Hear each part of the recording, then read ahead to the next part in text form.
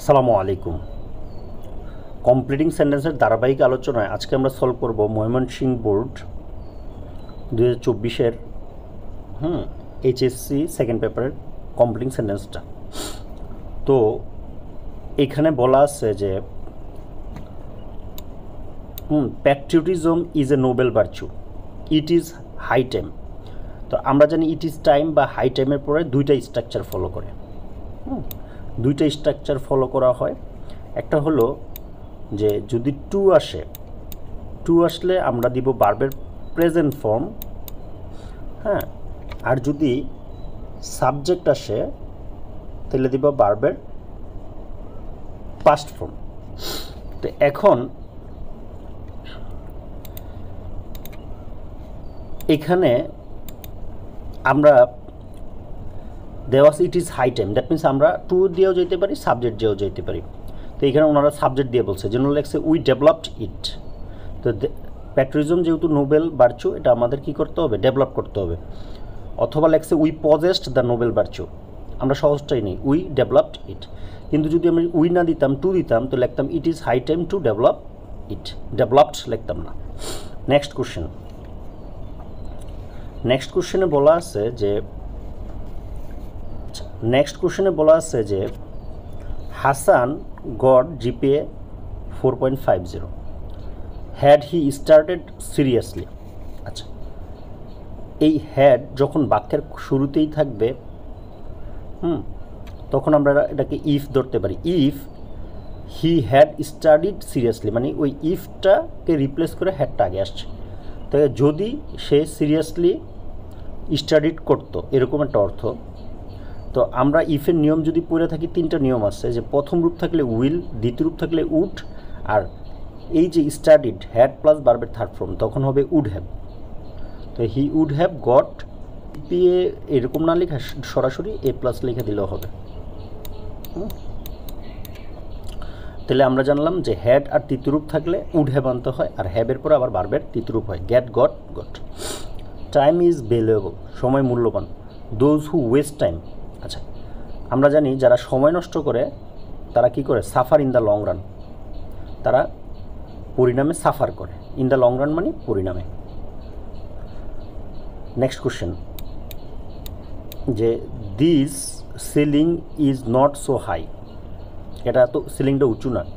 He is tall enough, সে কি? যথেষ্ট টল মানে লম্বা। টু আমরা হি ইজ টল ইনাফ, এরপরে আমাদের মন্তব্য করতে পারি টু টাচ দ্য সিলিং, সে কী করতে পারে? সিলিং টাচ করতে পারে। Next question, lock the door and keep the key in a safe place. Door lock করে কিটাকে সেফ প্লেসে কী করতে হবে? রাখতে হবে, লেস্ট না হলে। আচ্ছা আমরা জানি লেস্ট থাকলে একটা শুড অথবা মাইট আনতে হয়। তো এখন লেস্ট ইউ শুড অথবা মাইট লুজ দ্য কি, তুমি কি করতে পারো? হারায় ফেলাইতে পারো। তো আমরা এটা জেনে রাখবো, লেস্ট থাকলে শুড আসে, তাহলেই হবে। Next question, you can not understand everything clearly, তুমি সব কিছু ক্লিয়ারলি বুঝবা না, আনলেস যদি না কি করলে? ইউ স্টাডি থ্রুলি লেখছে, আমরা ইচ্ছা করলে প্রপারলি লিখতে পারি, বা ইউ স্টাডি ইফেক্টিভলি। তো আমরা প্রপারলি শব্দটা ইউজ করি, খুব সহজ। Next question, A lot of passengers were waiting at the bus stop, অনেকে ওয়েট করতেছে। এ বাস কেম, একটা বাস আসলো, but the bus was so small that, এতটাই ছোট ছিল যে, আচ্ছা এটা কিন্তু অতীতের ঘটনা, দ্য বাসটা ছিল ছোট, দ্যাট এতটাই ছোট ছিল যে এটা কী করতে পারে নাই? He could not take all the passengers, সকল প্যাসেঞ্জার নিতে পারে নাই। এটা যদি ইজ থাকতো তাহলে আমরা কুড নটের জায়গায় ক্যান নট লিখতাম, কারণ বর্তমান হইলে ক্যান হয়, অতীত হইলে কুড হয়।